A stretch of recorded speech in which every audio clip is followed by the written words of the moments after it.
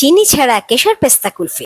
গ্যাসে একটা frying pan বসিয়ে এতে 1 কাপ মাখানা দিলাম। মাখানাগুলো একটু শুকনো ভেজে নিলাম। চটনিটা ঢেলে রাখলাম একটা বাটিতে। এবার একে একে 1 কাপে 4 ভাগের 1 ভাগ কাজু, হাফ কাপ আমন্ড, বড় 2 চামচ পেস্তা আর বড় 1 চামচ চারমগজ দিয়ে একটু ভালো করে নাড়াচাড়া করে এটাকে আমি আলাদা ঢেলে নিলাম, যাতে আমি মাখানা রেখেছি তার মধ্যে। 2 কাপ বা 500 ml দুধ নিলাম। হাফ কাপ গুঁড়ো দুধ দিয়ে এবার একটা হ্যান্ড হুইক্স দিয়ে ভালো করে গুঁড়ো দুধটা মিশিয়ে নিলাম এই দুধটার সাথে। এবার হাফ কাপ গুঁড়ো দুধ মেশানো এই হাফ লিটার দুধটাকে আমি গ্যাসে বসিয়ে নাড়তে থাকলাম একটা বলক আসা অব্দি। এবার গ্যাসটা অফ করে দিলাম। এই বীজ ছাড়িয়ে রাখা খেজুরগুলো দিয়ে দিলাম। এবার এতে 1 চামচ এলাচ গুঁড়ো দিলাম, 1 চিমটি জাফরান দিচ্ছি।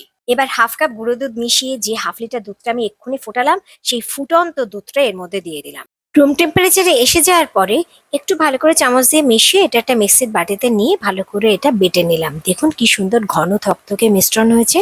এবার আমি এই মোল্ডগুলোকে একে একে ভরে নিচ্ছি এই কুলপির মিশ্রণটা দিয়ে। মোল্ডগুলো ভরে নেওয়ার পর একটু ঠুকে নিচ্ছি যাতে মোল্ডের ওপরটা সমান হয়ে যায়। এভাবে বাকি মোল্ডগুলো আমি ভরে নিচ্ছি। কুলপি মোল্ডগুলোর মুখটা আমি অ্যালুমিনিয়াম ফয়েল দিয়ে এভাবে আটকে দিচ্ছি। তবে অ্যালুমিনিয়াম ফয়েলটা আমি ডাবল করে আটকে দিচ্ছি। অ্যালুমিনিয়াম ফয়েলটার উপরে একটু ছুরি দিয়ে আমি কেটে দিচ্ছি। এবার আমি এই কাঠিগুলোকে এক একটা মোল্ডে ঢুকিয়ে দিচ্ছি। 12 ঘন্টা পরে কুলফি মোল্ডগুলোকে বার করেছি ডিপ ফ্রিজ বা ফ্রিজার থেকে। এবার এগুলোকে আমি ডিমোল্ড করব।